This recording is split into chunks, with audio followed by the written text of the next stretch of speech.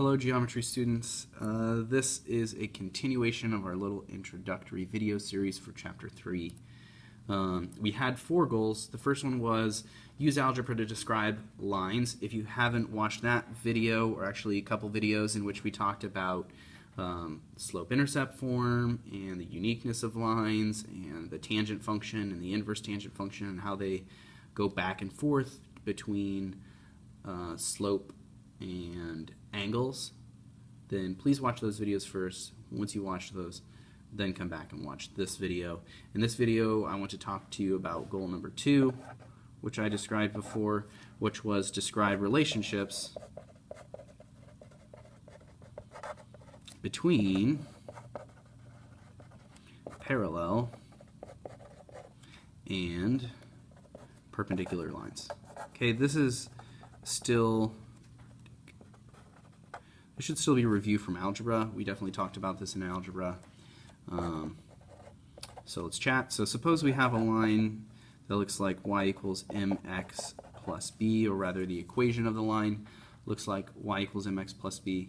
Remember, the equation is a description of the relationship between the values of x in the points on the line and the values of y in the points on the line. So in order to be on the line, the point xy has to satisfy this relationship. Okay? If I know the x value, I can find the y value by multiplying that x value by m and then adding b. That gives me the y, since y equals mx plus b. Okay? So I want to talk about the relationship between parallel and perpendicular lines. Let's just get right to it. Parallel lines are lines that do not intersect anywhere according to their geometric definition. So suppose we have 2 lines. Those lines are parallel if they don't intersect anywhere. If they do intersect anywhere, they're not parallel.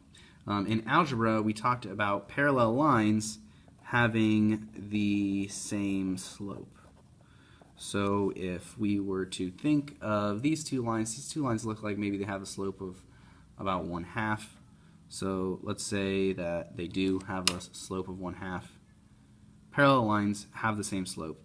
So let's see, let's let this be the x-axis here.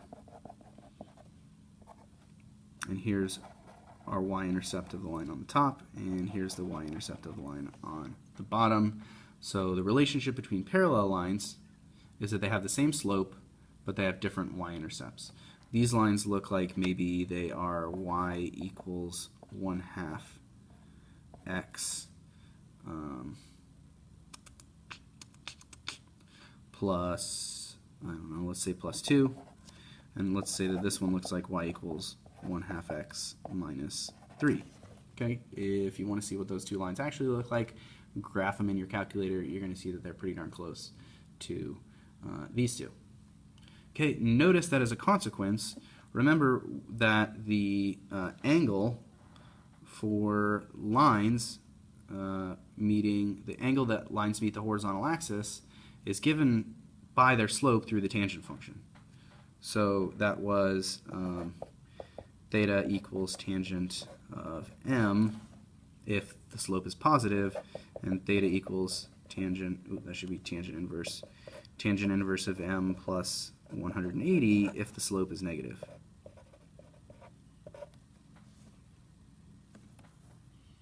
So if the slope m is the same for the 2 lines, hold on a second.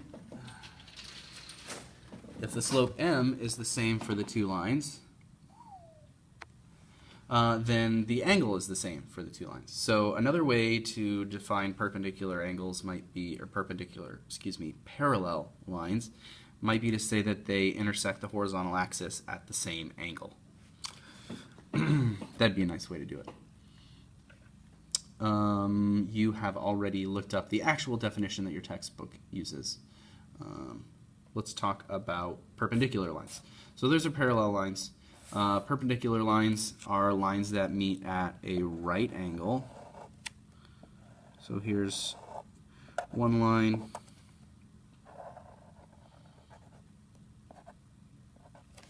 There's another line. So these lines meet at a right angle. How do I know? Well, I drew a right angle between them.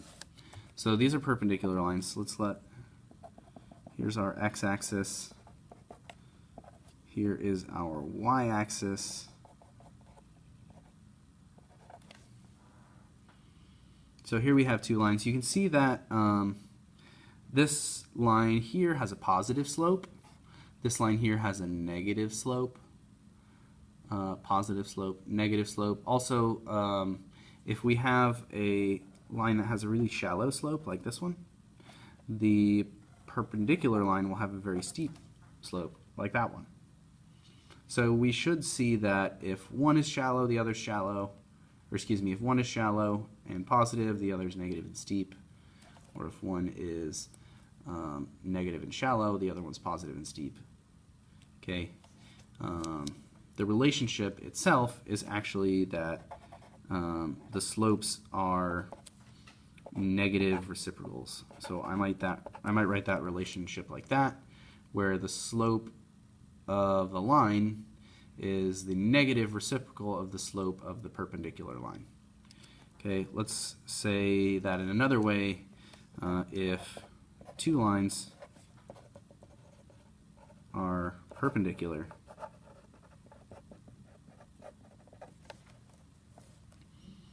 and the slope of the first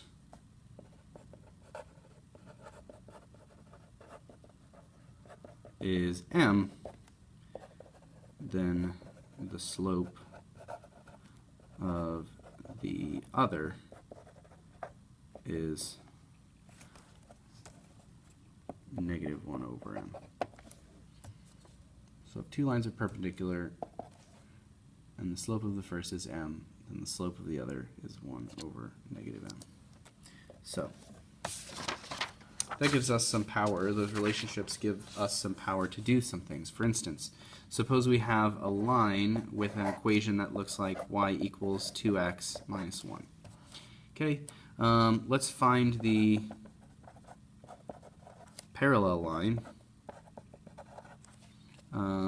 that passes through let's say the point 3,3. Find the parallel line that passes through the point 3,3.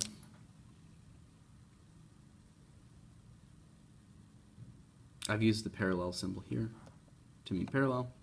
So every line that we can write in y-intercept form, or slope-intercept form, excuse me, has two numbers that describe it, right? The slope and the intercept. So in order to describe this line, I need to use the slope and the intercept to write the equation of the line. So I'm going to take advantage of this point that I know on the line. I'm also going to take advantage that I know the slope. I know the slope because I know that the line that I'm looking for is parallel to the line that passes, or the line that I have. So the line that I'm looking for is parallel to the line that I have, so I know that the slopes are the same. So the slope of the line that I'm looking for is 2. So I know that, for instance, y equals 2x plus b. So these lines are parallel. Now, which exact parallel line I'm talking about depends on the value of b, because, as a reminder, parallel lines have the same slope, they just have different y-intercepts. So I already know the slope, I just need to find the y-intercept of that second line. I can do that using the same method that I did before. I've already plugged in the m equals 2. I know that it passes through the point 3, 3, so if x equals 3 and y equals 3, I have to get something true. Otherwise, 3, 3 wouldn't be on this line with this equation. So I'm going to plug in x equals 3 and y equals 3 using the substitution property of equality. So I get 3 equals 2 times 3 plus b. Let's simplify. I get 3 equals 6 plus b. And using the subtraction property of equality, I'll subtract 6 from both sides. I get b equals negative 3. And so I know that the equation of the line is y equals 2x minus 3. Okay, let's check that real quick using our calculator. I'm going to put the equation for both of those lines in there. The first one was y equals 2x minus 1. The second one was y equals 2x minus 3. And in my picture, I get two lines with a slope of 2. There we go. The red one is the one that I found. Let's verify that it actually passes through the point 33. I could do that by getting close to the point 33 and going up here and making sure it's on the line.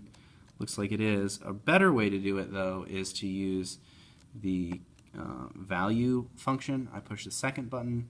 Calc, we did this last year, but here's a reminder. In order to find the value of a y for a corresponding x, I'm going to do that. Second, calc, select value. It asks for the x value I'm interested in. I'm interested in the x value of x to see if the y value is 3. So I'm going to push x equals 3, enter, and I get 5. But I got 5 because I picked the wrong line. Here's the other line, the one that I solved for, 2x minus 3, and indeed it does have the point 3, 3 on the line. So let's find, using the same line, let's find a perpendicular line that passes through that same point. Why not? So we'll start with the same line, y equals 2x minus 1. Now let's find a perpendicular line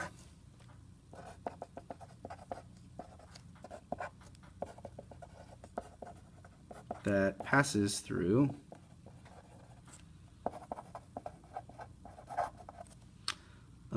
3, 3.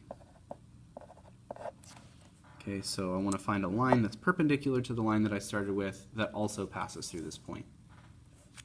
Okay, so I still have enough information to give me the slope and the y-intercept.